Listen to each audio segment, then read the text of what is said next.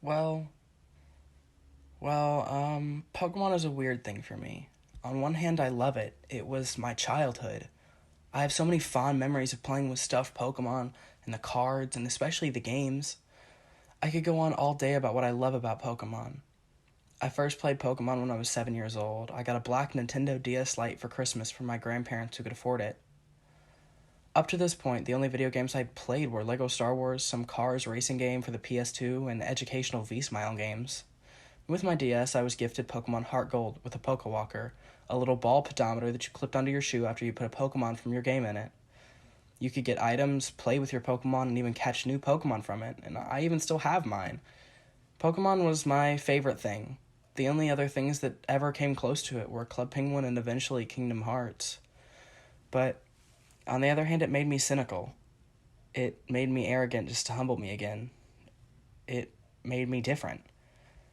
It separated me because I wasn't born in the time where everyone loved Pokemon. Well, maybe I was, but I liked it longer than the rest of my age group. I mean, I still play Pokemon. I can't stop. I love Ampharos and Breloom and Typhlosion and even the little ugly thing that Trubbish is. I have an attachment to these creatures, these monsters from Japan that set me apart. In the grand scheme of things, I'm not alone, and I never was. Just to prove that, look at how popular the release of Pokemon Go was. I suppose I probably just liked it a bit too much. In elementary school, I had three best friends: Adrian, Joshua, and Ethan. We pretended to be Pokemon in Ethan's backyard after school. We traded cards for the ones we liked best. I, at one point, even had over 800 in the little tin I kept in my room. We even watched the anime on Cartoon Network Saturday mornings just to come and talk about it at school on Monday. But we all eventually drifted away. We each went to different middle schools, and I'm not heartbroken about that. I just miss the days where everything was simpler. I showed up to middle school with four kids I knew. By the end of the year, none of them would talk to me anymore, and I struggled to make new friends. I tried to connect with what I knew, but I knew nothing. The only kids who would talk to me were the weird kids at the back of the class who also liked things way too much. We had number one, who knew every word to every ERB.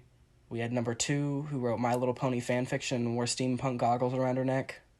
We had number three, who wore a Minecraft shirt every day and built elaborate things which were honestly impressive. We had number four, who came from a troubled home and fought kids a lot, so he was there too, because no one else would talk to him. And then we had number five, me. Those weren't real friends. We never hung out. We just silently wished we were like everyone else who talked often and hung out after school. And I unfortunately have initials that spell Ash. I also unfortunately didn't know how to regularly do laundry in 7th grade, so I wore what was clean. My graphic tee. My Pokemon graphic tee. And I don't think a day after that came where a kid didn't call me Ash Ketchum or mockingly make a Pikachu noise at me. I cried a lot. I didn't have friends. I felt alone. I didn't want to talk to my family. I laid in bed most days and either slept or tried to. I hated everyone. I even still have a compound notebook with notes of how I hated humanity and tried to separate myself from it. But more than anything else, I was lonely. Now, if we start from the beginning of my journey, I played Pokemon Heart Gold and Soul Silver with my friends when it was simple. I caught the ones I liked and raised them until I could beat the next part. And I got Pokemon Diamond, Pearl, and Platinum for my birthday the next year. They were all used copies that I bought with trade credit and gift cards from GameStop. My Pokemon Diamond copy was a clean slate. I caught Dialga and then beat Cynthia. Pokemon Platinum, then, was an amazing, awe-inspiring experience of music, sounds, and whatever Giratina origin form is. But Pokemon Pearl had a save file. A save file of some other kid, probably. I don't remember his name, but I remember he had a level 100 Torterra, Weavile, and Milotic. I could never bring myself to overwrite that save file, and I eventually sold it to buy another game. Next, I had Pokemon Black. I was 8.5, as I so proudly announced. I watched every episode as I played with Iris, Ash, and Sillin. I reveled in it. I loved every bit of it, all the stupidity that was Trubbish and Vanillite, but this was also when I found out I had a health issue that would just get worse as I got older. I have a vivid memory of being in the doctor's office with my DSi XL in the Driftvale City gym. I was playing when the doctor was trying to tell me what was wrong, and my mom took my DS. I wasn't exactly happy with her after that, but I did eventually beat the gym. I was 10 when the game sequel came out. The games usually come out in November, so I got them for Christmas. I remember opening my copy of White 2 and playing it over and over, each with a different challenge in my head of what I could do to beat it. Then they crossed into the realm of 3D. The first games that came out when I was in middle school were Pokemon X and Y. This time, the character was truly my own. They had skin tones and faces and eye color and clothes that you could pick. I had friends in a world unlike my own. And the next year was Pokemon Omega Ruby and Alpha Sapphire. I loved that game. The soar mechanic was one of my favorites to date. I again had friends in a world that was nothing like my own. I could escape every day after school and head into the world of Pokemon. I even eventually played with a new 6th grader on my bus before I inevitably headed off for high school. And high school brought new challenges. I knew more people this time. People from my elementary school came back, and more kids from my middle school stayed. Pokemon Sun and Moon came out when I was 14, but this time I didn't make the mistake of telling people I played.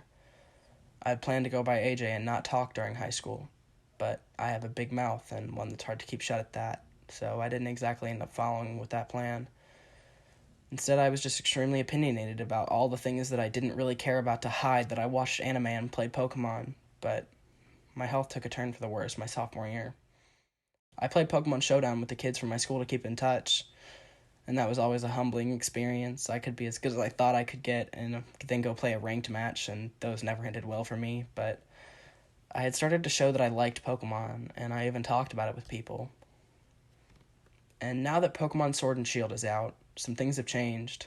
I'm still struggling with my health. I just have more people to talk to now. I have a better way to fill my time. I still don't trust people, though. I still buy both versions so I can move my Pokemon from one game to the next. I have Pokemon Bank ready to go for when Home comes out. I've never really had anyone to trade with, though. Even now, with people who also play, they don't trade me back. I'll help them complete their dexes, but when it comes around to me, it's always, oh yeah, I got you tomorrow. So, even though I may have come closer to being myself, I'm still struggling and walking this lonely road we call life. I may be ingrained in a community with millions, but I still struggle to be with others. My health limits how much I can leave the house, so I don't go to a traditional school. I'm chronically ill, and when you're constantly sick, it's hard to have friends. I find ways to keep myself sane, though. I have little pocket monsters all ready to help me fight life's problems, and I want friends. I really do, but until I can go out and have friends, I have Pokemon on my side. I do still talk to people from my school, and they're still my friends, so it's hard to explain, but it doesn't exactly feel like they're there for you when you never see them and rarely talk. So until the day when I'm not lonely, my pockets are lined with monsters. The incorporation I confide in is one of creatures, and my best friends are Pokemon. So yeah, it may be a difficult subject to talk about, but I really do love Pokemon. It's who I am. And I'm not sorry about that.